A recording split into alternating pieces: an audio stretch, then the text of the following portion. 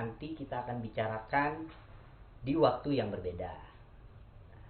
Kita hadirkan malam ini Kang Ibran dan Om Ben. Kang Ibran adalah manajer keuangan dari Tots Indonesia. Malam Kang Ibran. Malam Pak Wid. Dan Om Ben, CEO Tots.id. Aduh, aku belum tos nih. Oh iya, tos dulu nih. Nah, bersyukur ya. Maskernya boleh dibuka. Siap. Om. Insya Allah sudah aman ya. aman ya. Tetap ya kita tetap jaga kesehatan, prokes dan sebagainya. Nah, mungkin ini perdana nih ya buat Kang Ibran ya teman-teman. Setelah 5 ya ini episode ke-6, 5 episode kemarin kita udah bergantian mengundang narasumber luar biasa dari TOTS, dan kali ini kita hadirkan Kang Ibran. Nah, Kang Ibran, boleh perkenalkan diri dulu pada Sobat TOTS. Siap. Apa sih sebenarnya posisi seorang manajer keuangan di brand seperti TOTS ini? Mangga. Oke. Siap. Nah, ini menarik nih pertanyaannya. Jadi memang kadang kita suka salah kaprah gitu ya dengan fungsi manajer finance. Dan kebetulan saya di TOTS ini megang 3 divisi juga. Jadi ada finance, ada accounting, dan ada tax juga. Ada 3. Tax, pajak Kayak gitu ya. Jadi udah lengkap nih kayak gitu. Nah, jadi memang ketika fungsi finance itu kan biasanya orang menganalogikannya ada uang masuk keluar catat aja kayak gitu. Nah, itu hal yang keliru. Jadi pada saat kita menjadi head of finance, itu bagaimana kita harus membuat yang namanya forecasting atau budgeting kayak gitu, Mas Wid. Jadi ketika kita memulai bisnis, kita harus bikin forecastnya dulu. Setahun itu kita mau untung berapa. Nah, dari situ perkiraan betul gitu. Jadi kita bikin forecast 1 tahun, berapa sih yang akan kita dapatkan tahun ini, berapa HPP-nya, COGS-nya, dan biayanya berapa, sampai ke profitability-nya harus kita ukur. Oke, pelan-pelan Kang Ibran.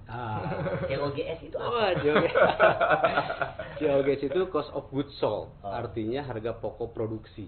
Kayak gitu. Nah, di situ jadi memang perannya itu ya tadi bagaimana kita menjaga, mengawal sebuah perusahaan agar finansialnya itu tetap stabil ya. Jadi pada saat perusahaan ini kadang tadi habis bahan bakar apa dan yang lainnya, karena ya tadi tidak dilakukan yang namanya forecasting, budgeting kayak gitu. Jadi kalau orang awam kali kita kenal dengan istilah besar pasak daripada tiang. Nah, ya. itu bumerangnya ya. Bumerangnya gitu. Emang terutama perusahaan-perusahaan kecil, Mas Wid. Jadi kalau perusahaan-perusahaan kecil tuh umum banget ya. Umum banget perusahaan kecil itu nggak tumbuh-tumbuh karena emang tidak pernah dihitung agar tumbuh. Jadi saya banyak dapat pertanyaan DM ke Instagram gitu mengenai kenapa perusahaan saya nggak tumbuh ya Om Ben gitu ya. Terus saya suka tanya gitu, oke, tahun ini rencananya tumbuh berapa besar? Emang nggak gitu. Jadi mereka nggak bisa jawab pertanyaan itu ya. Nggak bisa jawab pertanyaan itu. Jadi ketika ditanya kan sebenarnya gini, kalau kita mau naik 50% itu berarti kan ada modal yang mungkin ditambahkan. Betul. Disiapkan dulu modal yang nggak mungkin kita tiba-tiba ibaratnya mau lari lah. Mau lari lebih kenceng masa makanannya nggak ditambah. Gitu kan? Jadi itu yang sering kali kasus-kasus salah kaprah tadi. Di usaha-usaha yang kecil. Jadi ya memang tidak direncanakan untuk tidak tumbuh gitu. Jadi kata kuncinya perencanaan juga penting ya untuk bisa menumbuhkan sebuah usaha ya. Betul. Nah, ini yang megang perencanaan uang. Nah, betul. Perencanaan keuangan dari satu bisnis. Baik. Ada lagi. Tadi HPP. Harga pokok produksi. Baik. Kita lanjut. Tadi sangat sentral memang finansial. Nah, yang kedua adalah accounting. Accounting. Jadi accounting itu jangan sampai hanya disebutnya orang sejarah saja. Dilihat sudah dicatat ya udah gitu kan. Bahkan hanya tahu untung, rugi ya sudah selesai. Nah, justru accounting itu adalah bagaimana kita bisa mengedukasi para partner kita, teman-teman manajer, bahkan owner, founder untuk menjadikan jadi dashboard.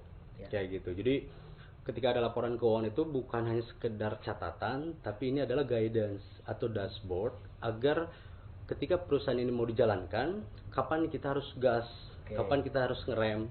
Nah itu lihatnya dari laporan keuangan. Indikator ya. Indikatornya. Kayak mobil tuh ya kita bisa memastikan mobil kita bisa jalan kenceng karena ada BBM yang cukup. Ada BBM betul. Kemudian segala sesuatunya. Panas mobil nggak panas terlalu tinggi. mobilnya, betul. Temperaturnya udah optimal, tidak terlalu seperti over. itu. Jadi memang ya tadi untuk dashboard agar perusahaan ini berjalan dengan baik. Kayak gitu. Itu dari sisi accounting. Nah kalau teksnya, nah satu lagi memang ya balik lagi kalau teks itu ke regulasi. Ya. Bagaimana perusahaan ini harus sesuai comply terhadap dengan teks ini gitu betul. Apalagi sekarang ada undang-undang cipta kerja di bidang perpajakan, ada undang-undang sekarang draft HPP, harmonisasi perubahan perpajakan gitu. Nah ini kita sebagai UMKM atau perusahaan besar pun harus ikut partisipasi nih, karena sekarang negara lagi bantu para UMKM dengan program-program insentif kayak gitu. Harus dimanfaatin berarti ya. Dimanfaat